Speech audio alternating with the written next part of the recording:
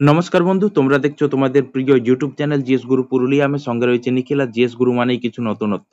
তো আমি আবারও নতুন খোঁজার চেষ্টা করেছি যাতে তোমাদের পরীক্ষায় আসন্ন যে 2024 সাল টেট, সেই টেট পরীক্ষাতে সুবিধা হয়। সেই জন্য আমি 2016 সালের যে সিডিপি কোশ্চেন ছিল আমি সেগুলো আজকে তোমাদের সাথে আলোচনা করব, কারণ এগুলো দেখলে তোমাদের পরীক্ষায় অনেক হেল্পফুল হবে এবং তোমরা আসানিসে তুমি কিন্তু পরীক্ষা ক্র্যাক করতে পারবে।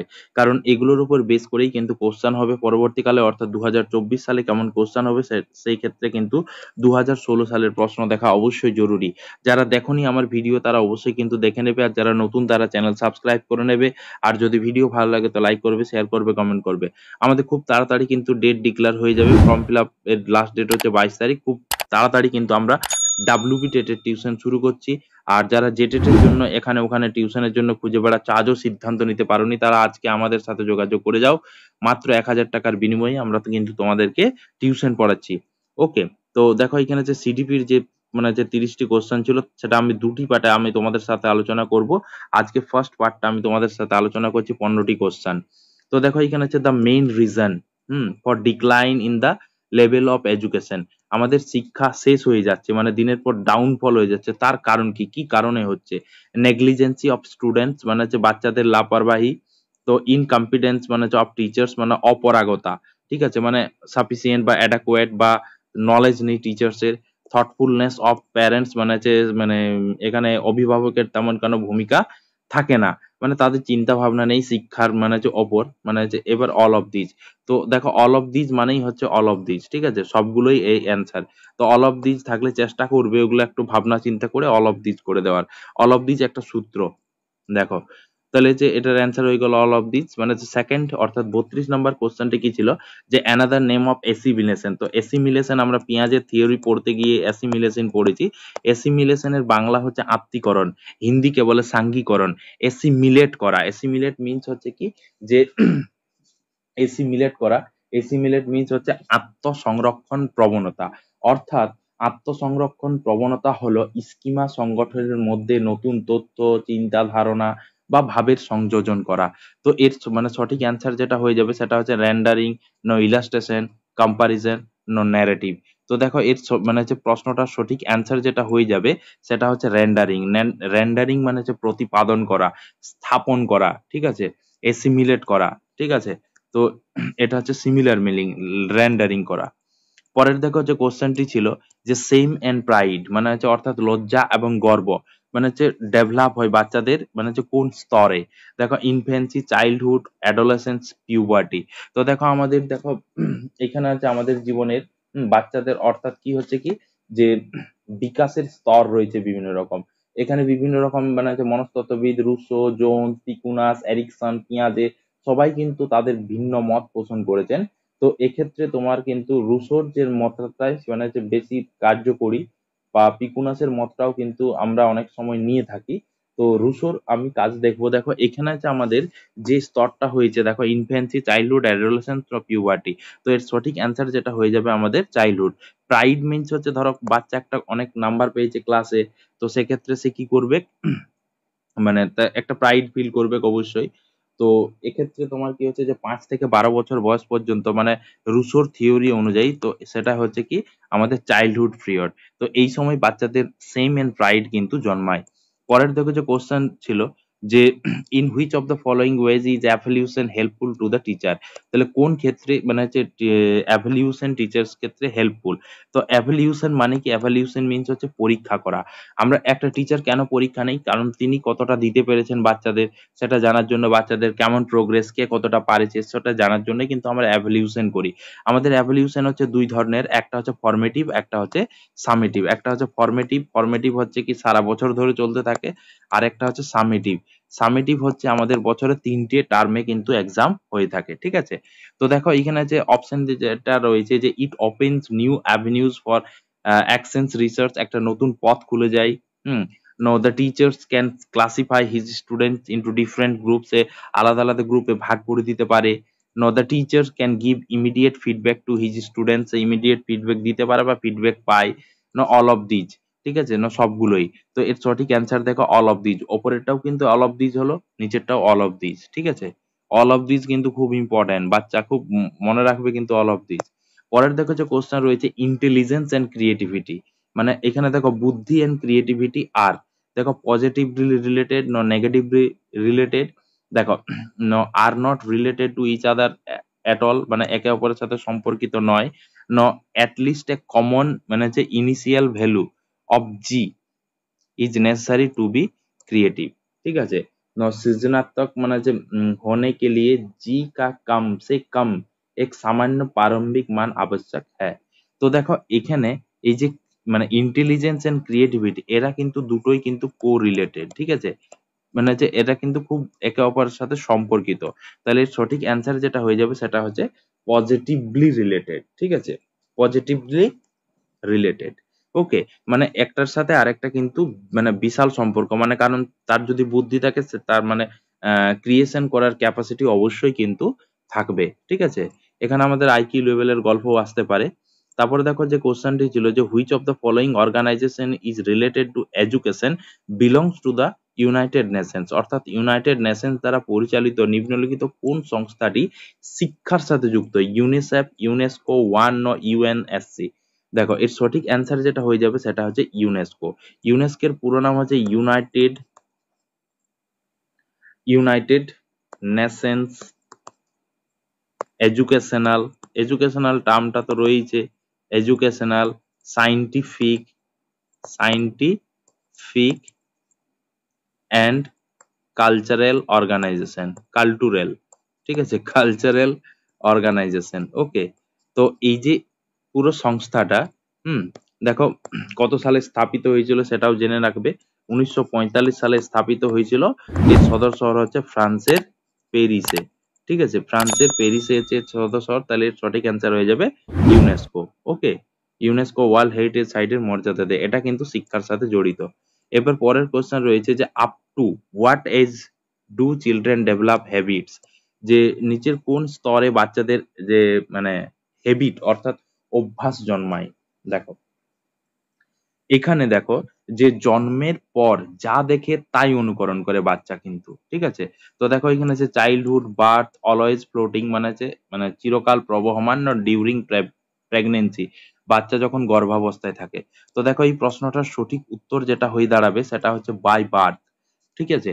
তো এই সময় বাচ্চাদের কিন্তু হ্যাবিট জন্মায়। দেখো এটা কোন সময়, মানে আমাদের জন্ম থেকে 21 ডেজের মধ্যে, ঠিক আছে। আর যদি ডিক্লাইনের গল্প বলা হয়, মানে এটা হচ্ছে ব্রেকিং হয় তার 18 থেকে 245 ডেজের মধ্যে, ঠিক আছে। তো জন্মের পর বাচ্চা যেটাই দেখে সেটা কিন্তু অনুকরণ করে।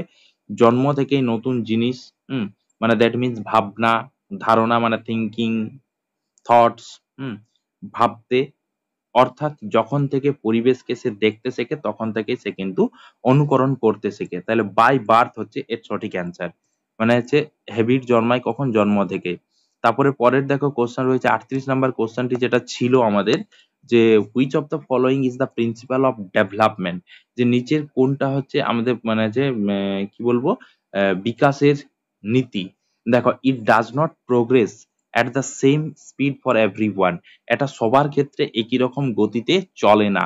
No development is always linear, এটা কিন্তু একটা সরল রৈখিক, এটা তো নয়। It is a continuous process, development হচ্ছে কন্টিনিউয়াস প্রসেস। আর all process of development are not interrelated, অর্থাৎ প্রত্যেকটা প্রসেস প্রত্যেকটা পদ্ধতি ডেভেলপমেন্টের একটা মানে একে অপরের সাথে সম্পর্কিত নয়, ঠিক আছে। তো এই প্রশ্নটার উত্তর দেখো, ডেভেলপমেন্ট হচ্ছে কি জিনিস জানো, আমাদের বৃদ্ধি আর বিকাশ। আমরা চ্যাপ্টার আলোচনা করতে গিয়ে জেনেছি যে বৃদ্ধি বৃদ্ধি হচ্ছে কি বলতো, যে দেহের আকার মানে আয়তনের পরিবর্তন। আর যেটা বিকাশ সেটা হচ্ছে একটা ধনাত্মক ক্রিয়াগত মানে পরিবর্তন, এটা হচ্ছে জীবনব্যাপী, ধারাবাহিক, নিরবিচ্ছিন্ন, এবং মানে হচ্ছে একটা সমষ্টিমূলক মানে হচ্ছে ক্রমসংযোজনশীল প্রক্রিয়া, ঠিক আছে। আর এইখানে কিন্তু বিকাশের যে একটা হচ্ছে কোয়ালিটি, কোয়ালিটি, ঠিক আছে। তো এক্ষেত্রে বিকাশটা কিন্তু মানে সব ব্যক্তির ক্ষেত্রে সমানভাবে কার্যকর নয়, মানে হচ্ছে দেখো মানে হচ্ছে সবার ক্ষেত্রে কিন্তু কার্যকর নয়, যেহেতু এটা হচ্ছে একটা লাইফ লং প্রসেস, এটা কিন্তু সবার ক্ষেত্রে সমানভাবে কার্যকরী নয়। তো এর সঠিক অ্যান্সার হয়ে যাবে যে it does not progress at the same speed for everyone. Okay, আর এটা হচ্ছে ওয়ান লাইনার নয়।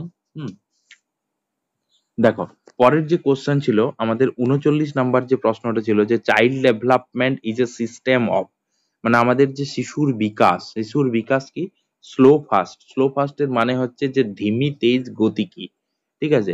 তারপর হচ্ছে কন্টিনিউয়াস চলতে থাকবে, হুম, সিকোয়েন্সিয়াল অ্যান্ড কন্টিনিউয়াসলি মুভিং। তারপরে হচ্ছে continuous development in the same form, একই রকম ভাবে মানে সব দিন চলতে থাকবে আমাদের জীবনের, মানে আমরা তখন গাড়ি চালাই, গাড়িটা কি সেম স্পিডে একই রকম চলে রোডে, যতই ভালো রোড হোক চলে না। অর প্রবাবেল ডেভেলপমেন্ট মানে হচ্ছে প্রায়িক বিকাশ কি। তো এর সঠিক অ্যান্সার যেটা হয়ে যাবে সেটা হচ্ছে কি বলতো, কন্টিনিউয়াস, সিকোয়েন্সিয়াল, মানে হচ্ছে সিকোয়েন্সিয়াল অ্যান্ড কন্টিনিউয়াসলি মুভিং, ঠিক আছে।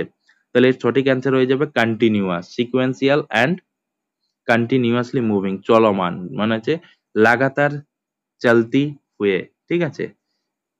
পরের দেখো যে কোশ্চেন রয়েছে, তোমাদের হিন্দি আর ইংরেজি দুইটি ভাষাতে কোশ্চেন থাকবে, তো অবশ্যই টার্মগুলো কিন্তু তোমরা দেখে নেবে, ঠিক আছে। দেখো 40 নাম্বার কোশ্চেন যেটা ছিল যে sex refers to the biological characteristics of being male and female. তাহলে এখানে দেখো মেল আর ফিমেল কে দুটো আলাদাভাবে ডিটেক্ট করে কে সেক্স, অর্থাৎ সেক্স এটা হচ্ছে মেল, একটা হচ্ছে ফিমেল। তো তার কিছু ক্যারেক্টারিস্টিক বৈশিষ্ট্য থাকে তবেই তো মেল এন্ড ফিমেল। আরেকটা রয়েছে যেটা সেটা হচ্ছে থার্ড জেন্ডার। তো ওয়াইল জেন্ডার্স রেফার্স, তাহলে সেক্স যদি মেল ফিমেল ডিটেক্ট করে তাহলে জেন্ডার মানে লিঙ্গ কি ডিটেক্ট করছে, ঠিক আছে। তো যে লিঙ্গ মানে কি দেখো এখানে আছে, দেখো psychologically created qualities of being male and female. তারপরে হচ্ছে এখানে দেখো এখানে আছে নারীত্ব যেটা বা পুরুষত্ব, হুম, ম্যাট্রিনিয়াল আর প্যাট্রিনিয়াল মানে হচ্ছে। এরপরে দেখো যে socially constructed qualities of being male female, ম্যাট্রিকাস্ট পেট্রিকাস্ট। তারপরে biological properties themselves in Latin, no maternal or paternal race in medicine. তো এর সঠিক অ্যান্সার যেটা হয়ে যাবে সেটা হচ্ছে তোমার কি বলতো, যে socially constructed qualities of being male और फीमेल और मैट्रिसाइड और पैट्रिसाइड माने जो पुरुष या स्त्री अथवा मातृजाति या पितृजाति होने के सामाजिक रूप से निर्मित गुण। একটা সোশ্যালি কনস্ট্রাক্টেড কোয়ালিটিজ হচ্ছে আমাদের জেন্ডার, ঠিক আছে। লিঙ্গ মানে জব কি লিঙ্গ কার সাথে জড়িত। হুম, তাহলে দেখো পরের যে প্রশ্নটা রয়েছে যে we call a child backward, আমরা কোনো একটা বাচ্চাকে ব্যাকওয়ার্ড বলে থাকি, হোয়াই, যদি, কেন, দেখো his marks are the lowest in class মানে সে ক্লাসে পারফর্ম ঠিকঠাক নেই, তার নাম্বার খারাপ। পরের দেখো যে অপশন রয়েছে যে he is retarded child with below average intelligence, মানে ধরো এখানে আছে 80 থেকে 90 অ্যাভারেজের মধ্যে, আমাদের যে অ্যাভারেজ রয়েছে 90 থেকে 110 তারও নিচে যেটা রয়েছে সেটা হচ্ছে বিলো অ্যাভারেজ। তো এটা হতে পারে।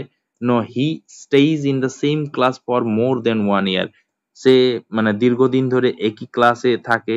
No his marks are the lower level of his natural ability, তো তার ন্যাচারাল এবিলিটি যত রয়েছে তার নিচে সে নাম্বার পেয়েছে। তো এই প্রশ্নটার সঠিক উত্তর যেটা হয়ে যাবে সেটা হচ্ছে যে his marks are the lowest in his class. মানে দেখো এখানে যে মেন্টালি আইকিউ মানে মেন্টালি সিক বা মাল অ্যাডজাস্ট বিহেভিয়ার, ঠিক আছে। তো এই বাচ্চাগুলোকে আমরা ব্যাকওয়ার্ড মানে বাচ্চা বলি, যেমন গিফটেড চাইল্ড রয়েছে, নর্মাল চাইল্ড রয়েছে। তো দেখো এখানে যে এরা কিন্তু not mentally retarded or physically disabled, সেই বাচ্চাগুলোকে আমরা পিছিয়ে পড়া বাচ্চা বলে থাকি।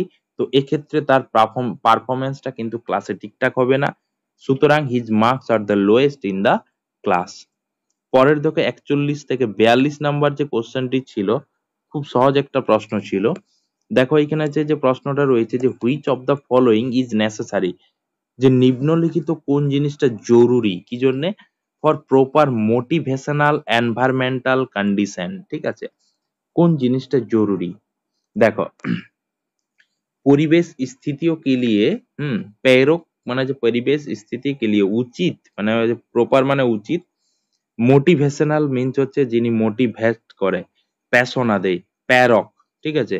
এনভায়রনমেন্টাল মানে পরিবেশ, কন্ডিশন মানে স্থিতিও মানে একটা শর্ত।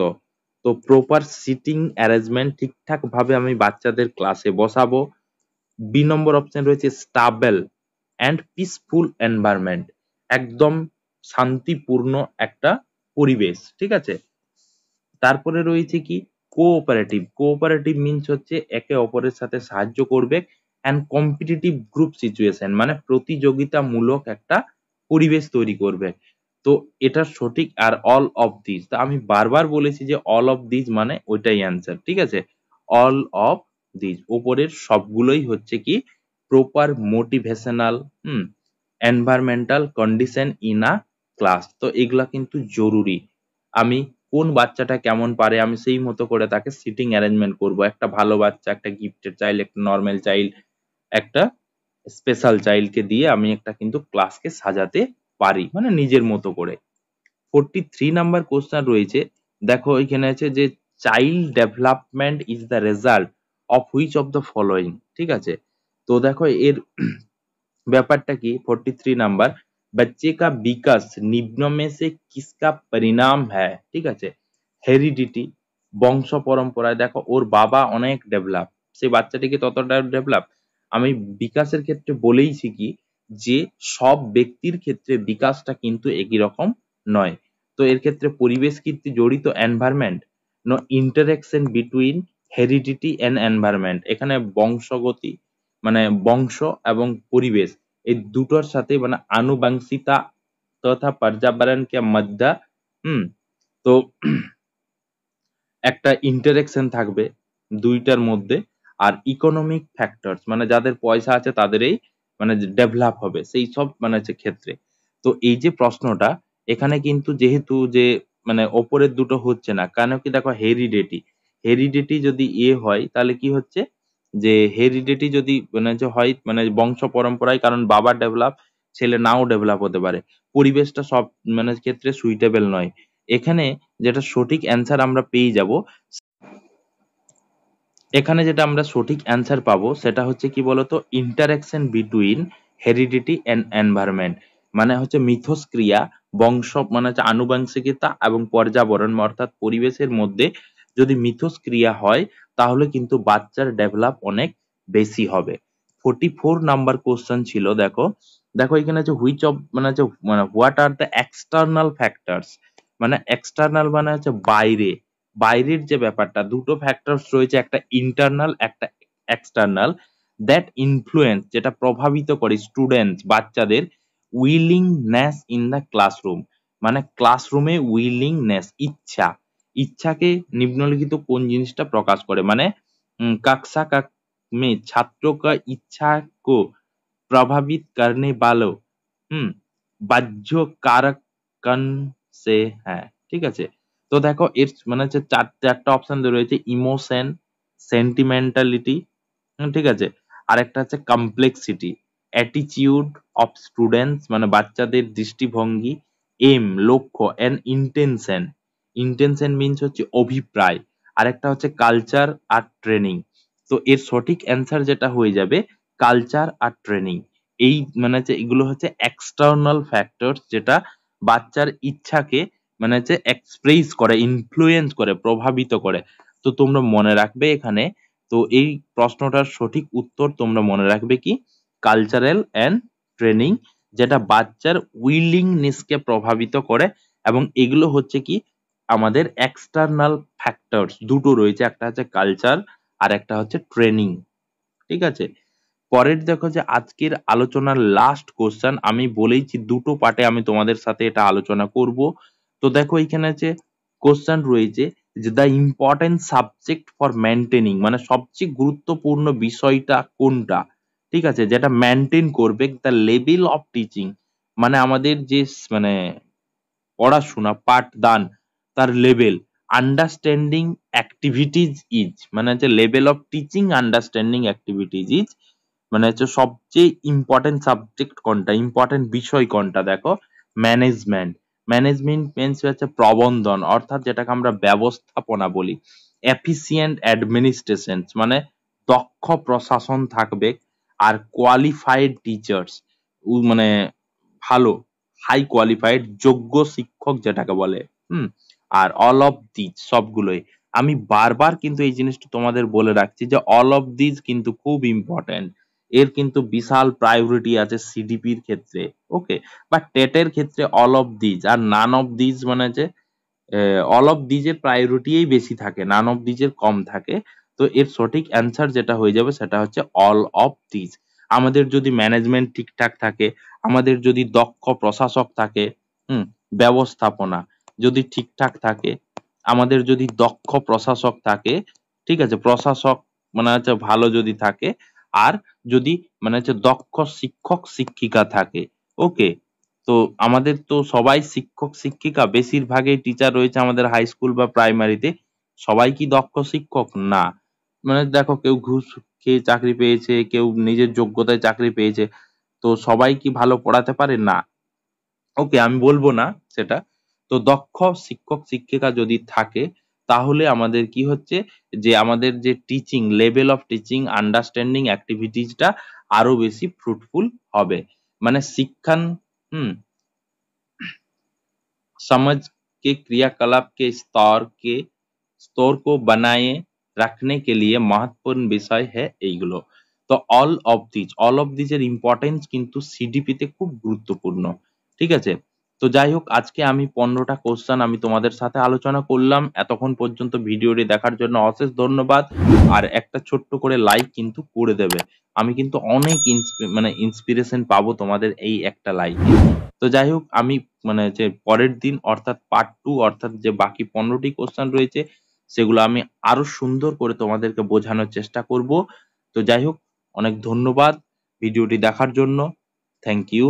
এবং পাশে থেকে বেল আইকনটা প্রেস করে দাও, কারণ পার্ট 2 ভিডিওটি খুব তাড়াতাড়ি আসছে। ধন্যবাদ।